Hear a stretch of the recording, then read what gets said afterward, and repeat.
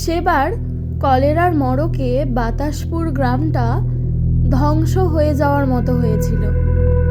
সেকালে গ্রামে ঘরে এই রোগ একবার ঢুকলে গ্রামকে গ্রাম উজাড় হয়ে যেত। বাতাসপুরের পাশের গ্রামে আমার এক মেসো মশাই থাকতেন। তিনি ছিলেন ডাক্তার। তার মুখে গল্পটা যেমন শুনেছিলাম ঠিক তেমনি ভাবেই বলছি।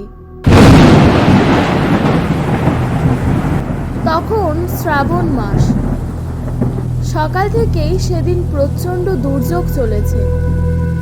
সেই দুর্যোগে সারাদিন রোগী দেখে রাত্রিবেলা ক্লান্ত হয়ে ঘুমোচ্ছি।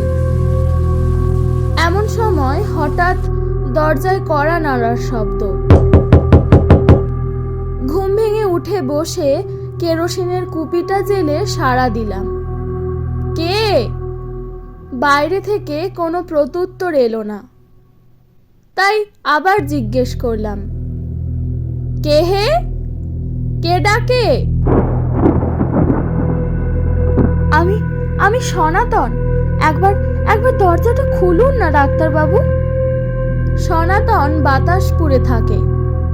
কালোর স্ত্রী কলেরায় মারা গেছে। কিন্তু এত রাতে সনাতন আবার এসেছে কেন? তবে কি আবার নতুন করে কারো অসুখ করলো? এ অঞ্চলে ডাক্তার বলতে আমি একাই। কিন্তু ভাগ্যের এমন পরিহাস যে এই মহামারীতে একটি রোগীরও আমি প্রাণ রক্ষা করতে পারিনি।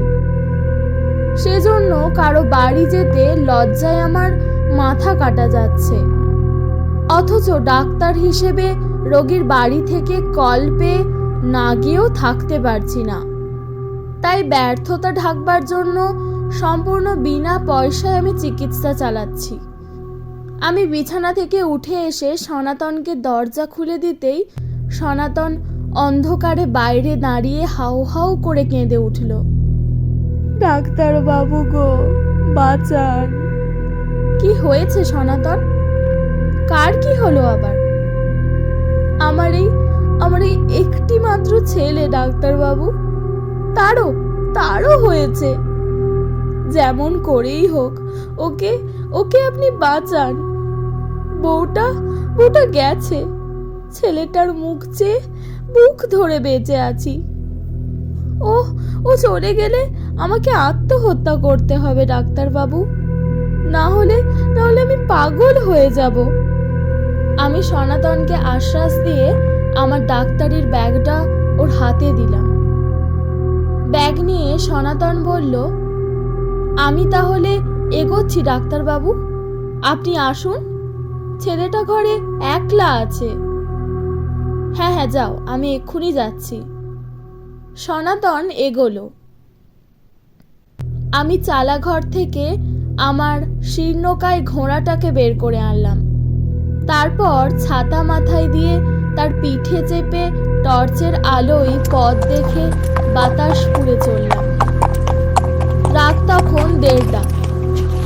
দুর্যোগ খুব বেশি না হলেও ঝিমঝিম অনবরতই চলছে। মাঝে মাঝে বিদ্যুৎ চমকাচ্ছে। ঘুরঘুর করে মেঘও ডাকছে মাঝে মাঝে। শ্যাওড়া, বাবলা ও খেজুর গাছের গা ঘেঁষে আমি মেঠো পথে ঘোড়ায় চেপে চলেছি।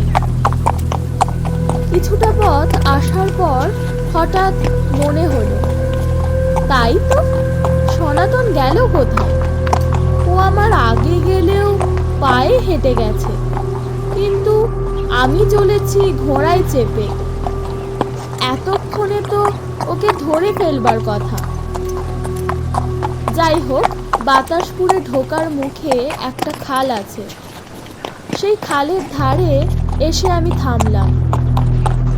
এইখানে একটা পিটুলি গাছের গুঁড়িতে ঘোড়াটাকে বেঁধে রেখে একটা অপলকা সাঁকো পার হয়ে ওপারে গেলাম। খালের দুপাশে কালকাসুন্দে ও বেড়া কলমির ঝোপ। সাঁকো পেরোতেই শুনতে পেলাম অন্ধকারে ঝোপের ভেতর থেকে কে যেন ডুকরে কেঁদে উঠল।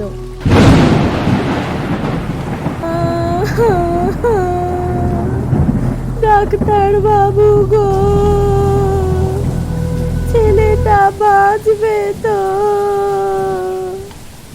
গায়ের লোম খাড়া হয়ে উঠলো আমার, শরীরের সমস্ত রক্ত যেন হিম হয়ে গেল। এই যে সনাতনের বউ সৌদামিনীর গলা, যে সৌদামিনীকে আমি আমার ডাক্তারি বিদ্যা প্রয়োগ করেও বাঁচাতে পারিনি। কাল দুপুরে আমার চোখের সামনে সে মারা গেছে। গায়ের লোকেরা মুখাগ্নি করে কাল যাকে খালের জলে ভাসিয়ে দিয়েছে। সেই সৌদামিনী ছেলের অসুখের জন্য হাহাকার করে উঠল কি করে? এমন সময় অপ্রত্যাশিতভাবে সনাতনের দেখা না পেলে হার্ট ফেলি করে ফেলতাম। সনাতন একটা হ্যারিকেন নিয়ে এগিয়ে এসে বলল, তাড়াতাড়ি পা চালিয়ে আসুন ডাক্তারবাবু, ছেলেটা কেমন করছে? আমি ভীত হয়ে বললাম, কিন্তু সনাতন, একটু আগে তোমার বউয়ের গলায় কে যেন। ওসবে কান দেবেন না ডাক্তারবাবু, ওরকম অনেক কান্নাই শুনতে পাবেন এবার থেকে। সারা গা উজাড় হয়ে গেল, মানুষের আত্মাগুলো সব যাবে কোথায়? তাড়াতাড়ি আসুন। আমি মনে সাহস সঞ্চয় করে সনাতনের পিছু পিছু চললাম। কি জোরে জোরে হাঁটছে সনাতন। তারপর এক সময় সনাতনকেও দেখতে পেলাম না। দেখলাম শুধু হ্যারিকেনটাই মাঠের ওপর দিয়ে ভেসে চলেছে। আমার তখনকার অবস্থার কথা বলে বোঝাবার মতো নয়। আমি মন্ত্রমুগ্ধের মতো সেই আলোকের অনুসরণ করলাম। এক সময় আলোটাও মিলিয়ে গেল। আমি তখন সনাতনের ঘরের সামনে দাঁড়িয়ে আছি। ঘরটা অন্ধকার। ঘরের সামনে দাঁড়িয়ে ভয়ে ভয়ে কাঁপা গলায় ডাকলাম, সনাতন, সনাতন। কোনো সাড়া নেই। আবার ডাকলাম। আমার ডাক শুনতে পেয়ে আশপাশের বাড়ি থেকে দু একজন আলো নিয়ে এগিয়ে এলো। কে? ডাক্তার বাবু নাকি? হ্যাঁ। সনাতন কোথায়? ওর ছেলের অসুখের খবর দিয়ে ডেকে আনলো আমাকে, অথচ ওকেই দেখতে পাচ্ছি না। পথের ঘটনার কথা অবশ্য বললাম না কাউকে। আমার কথা শুনে সকলে অবাক হয়ে গেল। সকলেই বিস্মিত হয়ে বলল, সনাতন আপনাকে ডেকে নিয়ে এলো? হ্যাঁ, আমার ব্যাগটাও যে বয়ে আনলো সে। সে কি?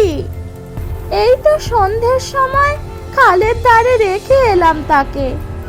এই প্রচন্ড দুর্যোগে সন্ধে বেলায় অসুখে পড়ে শেষ হয়ে গেল বেচারা। আপনাকে একবার খবর দেওয়ার সময়ও পেলাম না। তবে ওর ছেলের অসুখের কথা জানি না। চলুন তো দেখি। আমরা সকলে আলো নিয়ে ঘরে ঢুকতেই দেখলাম সনাতনের ছেলেটা বিছানাপত্র নোংরা করে শুয়ে শুয়ে কাতরাচ্ছে। আমার ব্যাগটা সযত্নে বসানো আছে ওর মাথার কাছে। আমি যতটা সম্ভব ওকে পরিষ্কার করে সেলাইন দিলাম, কিন্তু না, আমার এ চেষ্টাও ব্যর্থ হলো। ঘণ্টাখানেকের মধ্যেই মারা গেল ছেলেটা। সে রাত্রিটা ওই গ্রামেই একজনদের বাড়ি কাটালাম আমি। পরদিন ভোরে সেই ভয়ঙ্কর রাতের কথাটা স্মরণ করে গ্রামে ফিরে এসে চলে এলাম কলকাতায়। সেই থেকে আমি এখানেই প্র্যাকটিস করছি। বাতাসপুরের সঙ্গে আমার আর কোনো সম্পর্ক নেই। প্রিয় শ্রোতা বন্ধুরা, আমার আজকের গল্পটা তোমাদের নিশ্চয়ই খুব ভালো লেগেছে। ভালো লাগলে আমাকে কমেন্টস করে জানাও। তোমাদের একটি কমেন্ট, একটি মতামত আমার চলার পথকে মসৃণ করে তুলবে। অপেক্ষায় থাকবো একটি মতামতের। খুব তাড়াতাড়ি নিয়ে আসবো তোমাদের পছন্দের আরও একটি গল্প। ততক্ষণ পর্যন্ত ভালো থাকো, সুস্থ থাকো, আমার পাশে থাকো।